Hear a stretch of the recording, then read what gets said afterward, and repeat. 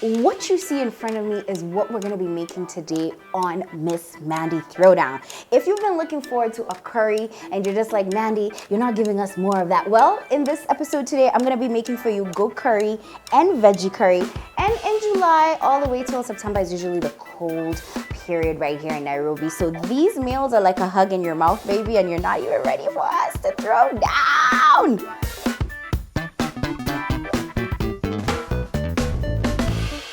Now, just before we get into today's recipe, I do want to let you know that Mandi Sarro, yeah, that's me. I'm a published author now. Oh, 50 plus recipes in the cookbook. If you've been out of the loop, I've been working on this cookbook for a hot minute, and it's all about air fryer, Instant Pot, and those two appliances really come in handy. If you're looking for something to slow cook, you could check out my cookbook as well. Now that we have that out of the way, let's get into today's episode.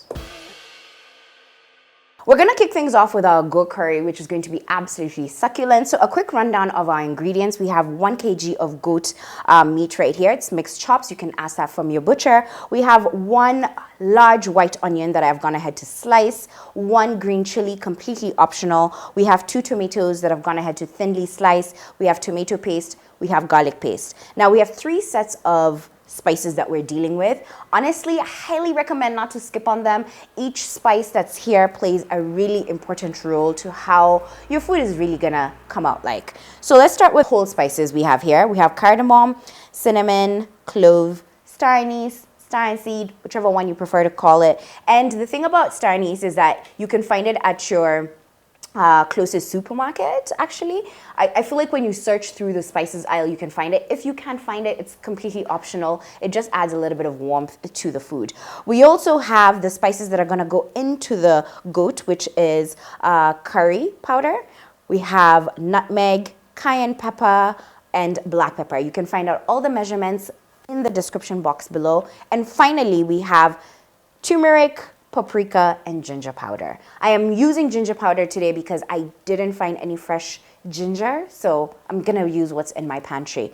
Everything is going to be happening in the Instant Pot, which is the best part. This curry requires very little work, but the results, let's get into it. Now we're gonna start things off by marinating our goat, which is very important. I usually like to mix it with the curry, the cayenne pepper, the black pepper, salt. I don't mix the turmeric in here first.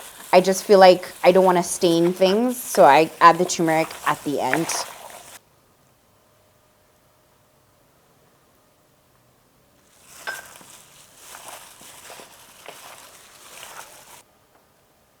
Okay, last time I did it. Okay, we've just turned on our Instant Pot. We're gonna get it nice and hot. It's on saute mode and it's on high. We're gonna be cooking this for 26 minutes. Of course, the time you can increase if you want. You can decrease if the meat cooks at different times based on the amount of meat that you have. However, 26 minutes works really well. I usually let the Instant Pot get hot as well. This usually takes about a minute. I don't just start cooking just yet. I need things to be a little bit warm in there before I begin. And we're gonna be adding in some cooking oil and then our onions.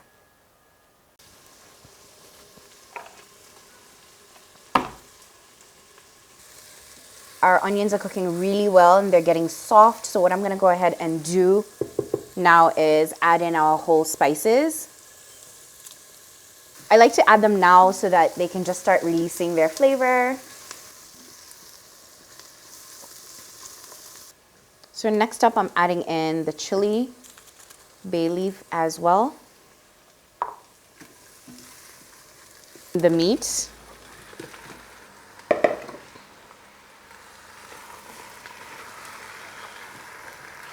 and at this point, you don't really need to touch around your meat. You're just gonna let it cook until, you see the oil separating for the next 20 minutes.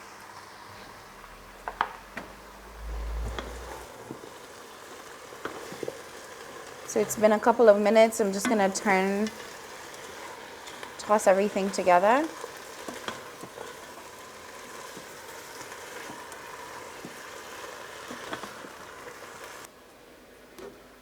So I've gone ahead to add 10 more minutes onto this in order to get my goat to where I need it to be. Also, that's the beautiful thing about the Instant Pot when you're still cooking with it on saute mode. I'm gonna go ahead and add in turmeric, paprika, and the ginger powder into here. And then I'm also going to add in the tomato paste. I'm also adding in the rest of the garlic paste.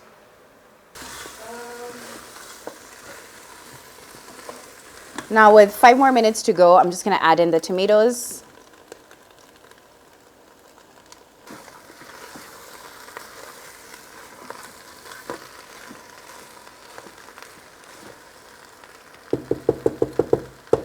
So the real hack to making goat meat is the fact that you don't need a lot of water. I'm just going to be adding in just like a little small size of water. And then now we're going to be pressure cooking this for 40 minutes. We're going to be pressure cooking this on high for 40 minutes.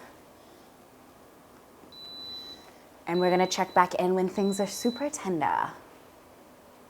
So I'm going to go ahead and do a quick release on the goat curry.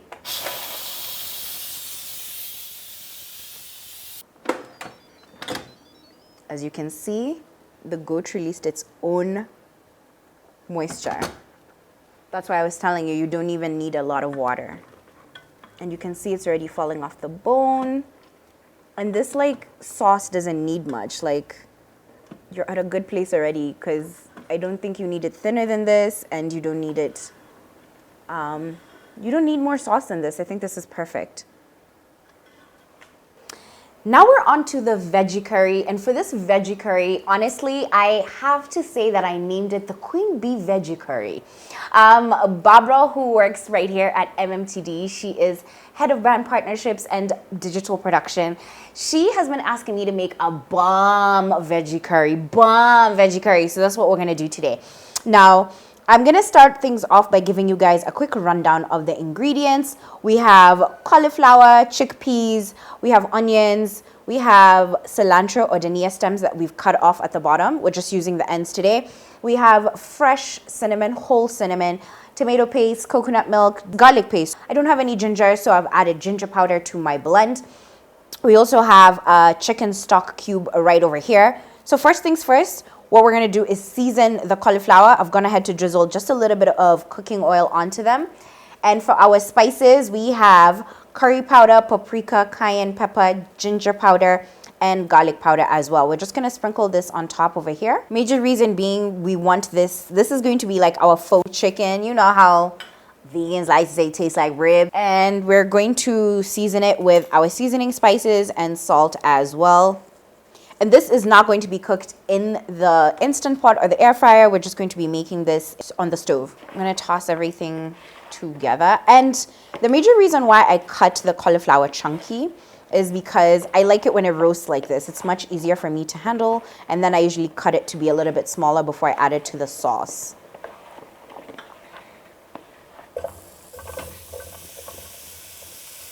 Our pan is nice and hot. We're just adding the cauliflower in there. We just want it to roast and get some nice, beautiful marks onto it. So that's all we're doing now. And the pan is on high as well.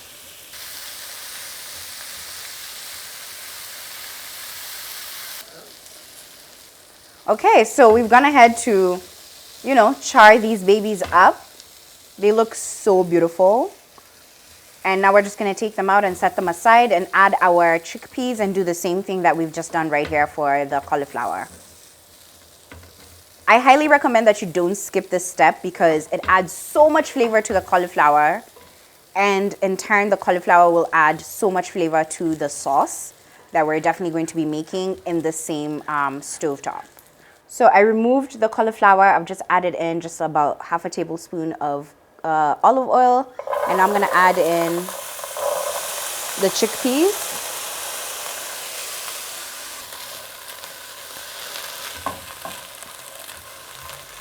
So I like to add garlic powder onto the chickpeas. So it's like a roasted garlic chickpea. The chickpeas are pretty much done. They've been cooking for about 4 to 5 minutes. And as you can see, they have like a nice, slightly crunchy outside. So I'm just gonna take them out and set them aside. So in the same pan, we're just gonna start building on our sauce as well. We're starting in with our onions. We're gonna cook these until they're soft. We're just gonna go in with a little bit of garlic paste. Just gonna cook that until you can just smell it in the air. We're gonna go in with our cilantro stems.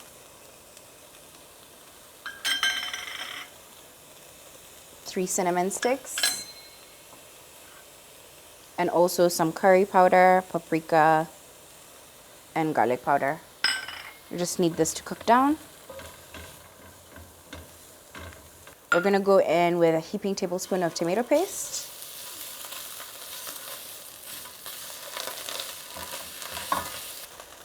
Now we went ahead to melt our chicken stock.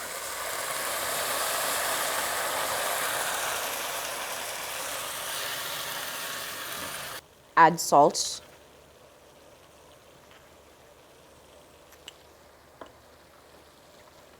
Now the most important thing is for you to taste the sauce and make sure it's right where you need it to be.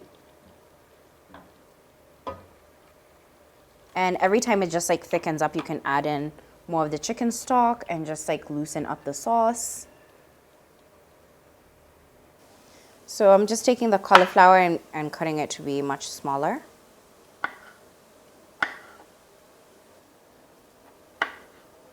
The cauliflower into the sauce we've just made.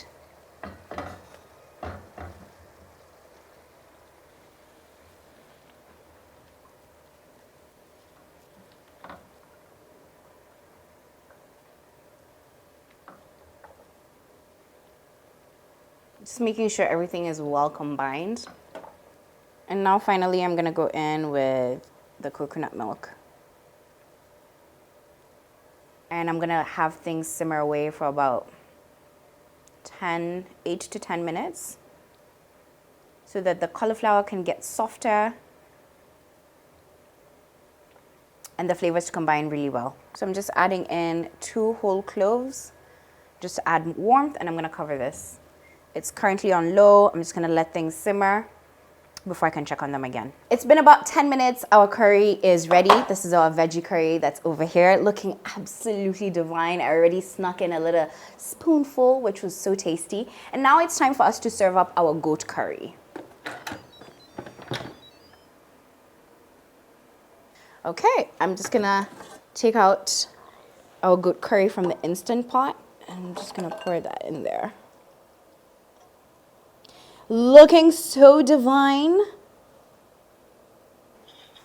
You guys already know this is my favorite part. I feel like somebody DM'd me once and said they like the reactions that I have whenever I taste my own food, so I get excited. I'm gonna start with the veggie curry first. The queen bee veggie curry, to be exact. And this is very wrong. I'm dipping my spoon in here. I won't put it back in. I'm gonna eat it from this plate. What'd that mouth do? Oh, I eat food. Trust me, I do. We are within! Oh my God. Like, the thing that makes this so delicious is the fact that I roasted everything. It's so much flavor. Oh my God.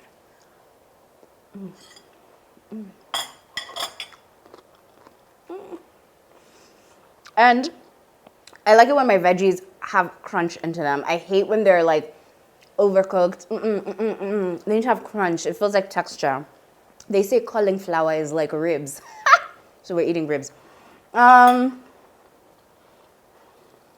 my God. Onto the goat curry. I need to pick one where it's like completely falling off the bone so you guys can see that. You know what? I'm African. Like, why would I try to eat?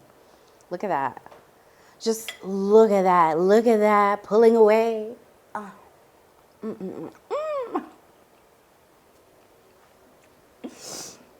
One day I'll wife you up, Mandi. Just doesn't seem like it's today's the day. Like butter. You're just pulling it away like butter. Oh my God, so fucking delicious.